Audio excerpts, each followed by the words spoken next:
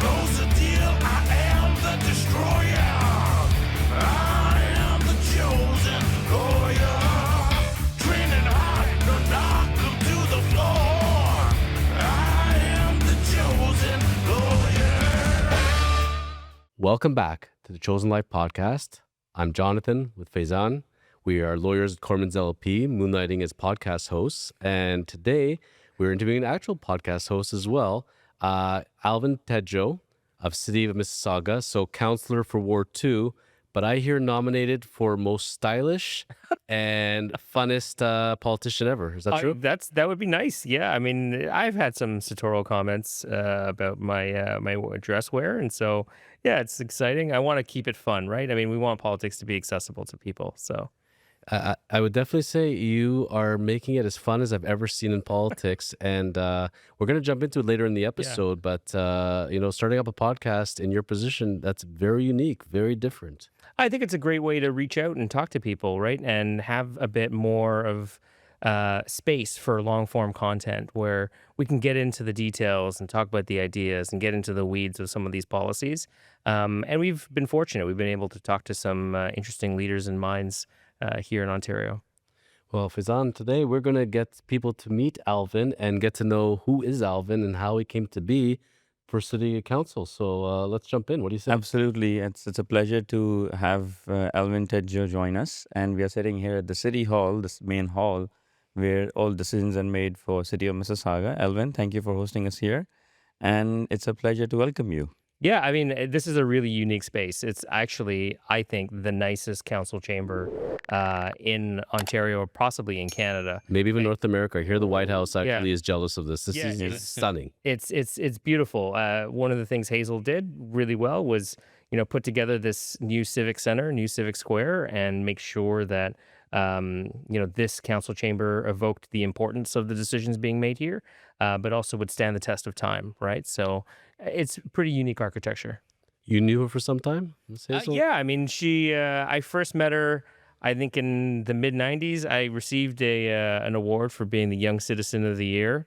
I think I was 14 or 15 years old. I did a lot of volunteering. And so she recognized me then. I met her and, she said, get into politics, young man. And that set you on the course. So that's my first question, Alvin. What takes you to be a politician, and what set you on this platform? My parents were immigrants. They came here from Indonesia. They're ethnic Chinese. And I saw, a lot of the challenges and hardships that come with that immigrant experience, right? And they always sort of teach you, well, if you see something wrong, do something about it, right? It's not just something that you complain about. Because I think it takes a lot for people to pick up and move across the world to try and create a better life for themselves. You don't just accept what's sort of given to you or handed to you. So with that, as I was growing up and I saw sort of challenges or interesting things that are happening in my community that I wanted to be involved with or I wanted to change, that, gave me a bit more motivation to try and get involved and understand how it works. Because that's the biggest problem, is that you need to understand how it works in order to change something. But once you're there, you have the best opportunity to create that change that you want to see. I'm going to go on a limb here and say grade school, high school, university, you were on student council, you were pretty involved in school? Yeah, I mean, I actually grew up just down the street. I used to be able to walk out of my house, turn right, and see City Hall.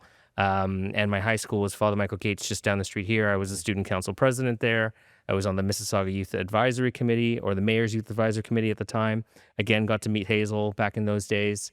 Went to university at Queen's, was on their alma mater society.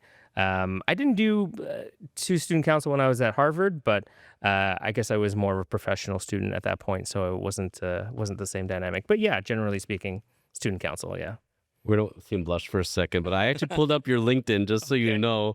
It took like several pages here of work experiences. You have the experiences. I've seen some professionals, like 3-4 people. You have more than combined for all these people, like 18 experiences, my friend. Like, first of all, you could have been on Baywatch. You were lifeguard and involved for over 10 years. And the different colleges, universities, including TMU, and then on the boards you've sat on. Like, man, do you ever sleep? Not enough. I need to sleep more. Maybe that's why I never grew any taller than I am. But I think you want to be as involved and as busy as you want to be, and it's an exciting place to be, and yeah, you want to do as much as you can. There's that expression: if you want to get something done, ask a busy person to do it. Right. So everybody must have been turning to you each time. I'm sure of that. Yeah. Although now I've got 3 kids, I try to be more intentional with time. Right. And I think some of the most important things you can give people are either money or your time. Time, yeah. Right. And you can't ever get that time back. So I'm a bit more diligent in terms of my time now because I need to spend some time with my kids. But was there a particular point in school or a particular work experience where, based on what Faizan was asking, the aha moment where you said, I see my path now? Yeah, That's what it is. So, I mean, my parents were always very focused on education. So, I was, trying to make sure I got my education. I went to Queen's University for my undergrad. I went to Harvard for my master's degree. But I also worked in education, right? So, I represented students in the Ontario Undergraduate Student Alliance.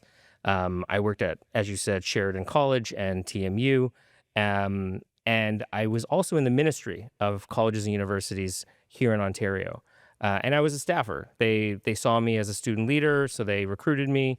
I worked in the minister's office, and I ended up working for 4 different ministers of higher education because they wanted me to stay on as kind of institutional memory and help continue the programs that they introduced, whether it was the free tuition program, 30% off tuition program, the expansion to accessible, affordable education, the expansion of the system.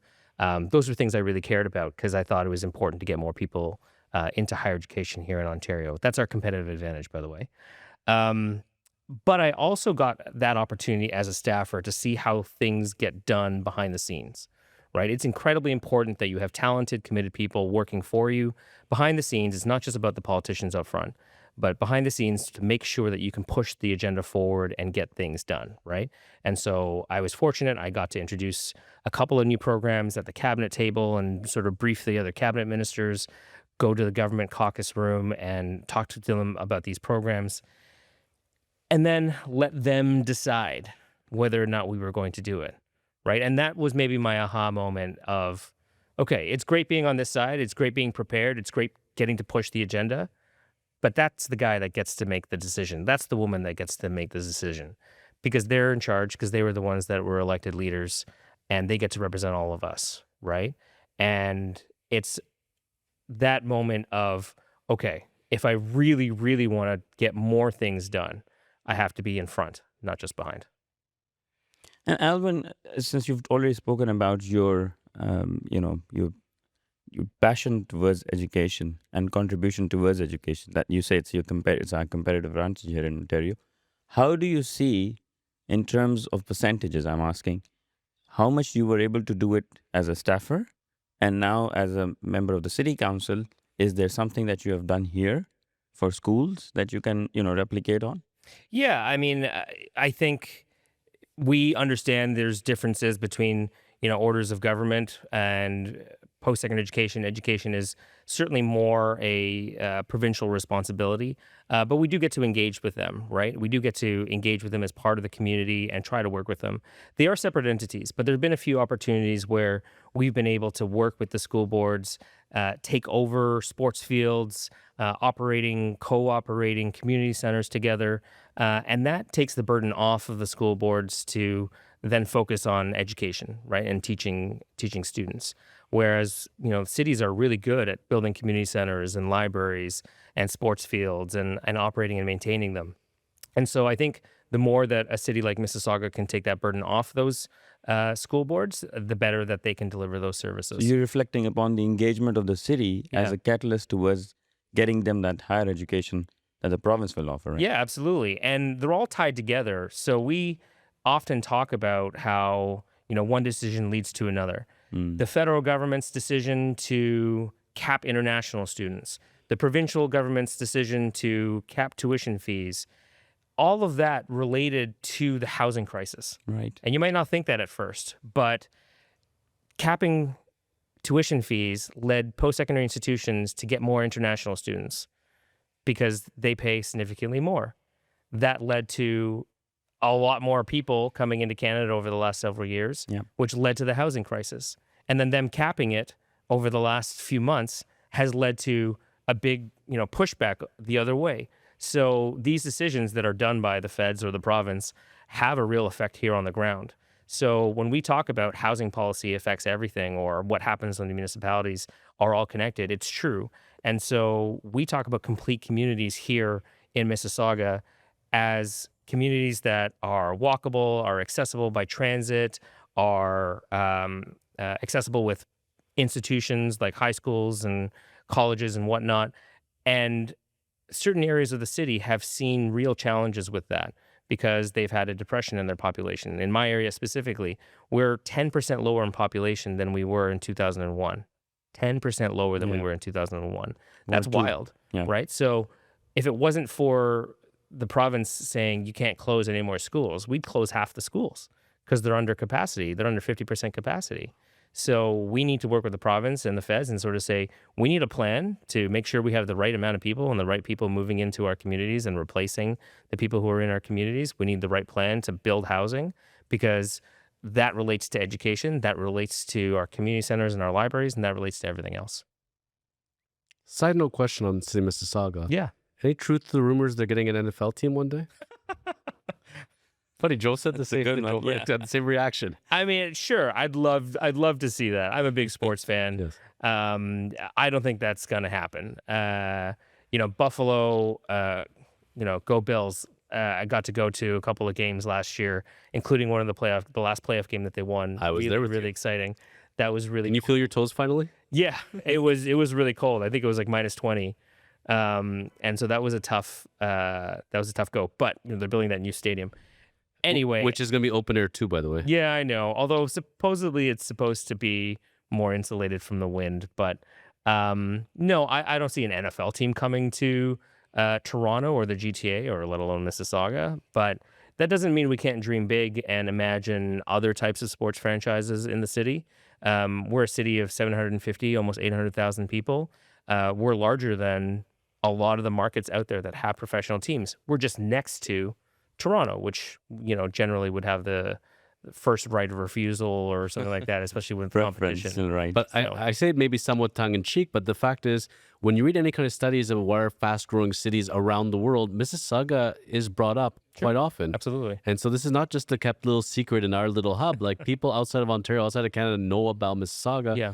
Must be a pretty cool feeling knowing that and being a lifelong resident here and getting to be part of the council and making decisions impacting the city. Yeah, we're despite former President Barack Obama not being able to say Mississauga, It's a sad one. we are on the map. I would love to call, I tongue in cheek sort of call our airport the Mississauga Pearson International Airport because the airport's entirely in the city of Mississauga. It's just called the Toronto Airport because everybody knows it's next to Toronto. But I always say this is the place where everybody meets. This is where everybody comes through. We are the largest city outside of Toronto in the GTA, but we're also the second largest. We host the second largest economy. That area around the airport is the second largest economy in Canada.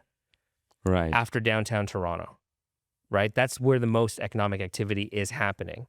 So we're not just, this sister city of Toronto or, smaller brother, whatever it is. We help drive the economic engine of the country, right? And that leads to a lot of investment, a lot of innovation, a lot of exciting things happening in the city.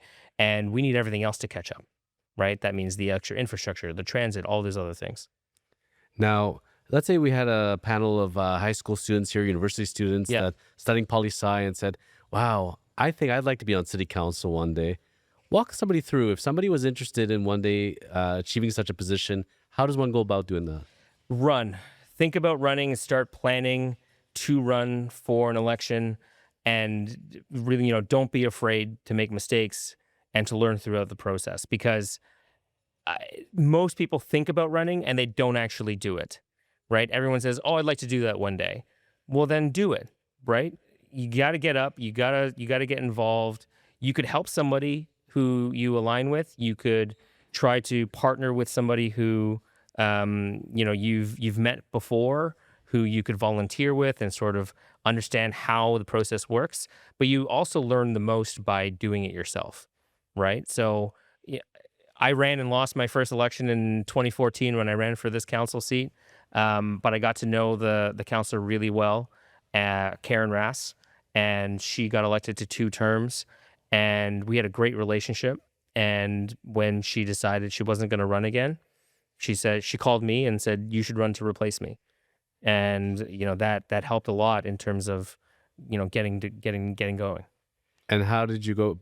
Do you live in Ward 2? Is that why you do. picked, Yeah, is yeah. that why you picked the ward? Or how does that work? Absolutely. I wanted to run in the ward that I lived in because it's the community that my kids are going to grow up in or are growing up in already. So that's where you can have the most impact. Now, you don't have to live in the ward that you run in. So it's not a requirement. It's not a requirement. No, But you do have to live in Mississauga, I presume. Yeah, run in I always tell council. people it's kind of the body that you're working for. So if you want to be a Mississauga City Council, you have to live in Mississauga. You can represent a ward, but you have to live in the city. You don't have to live in the ward.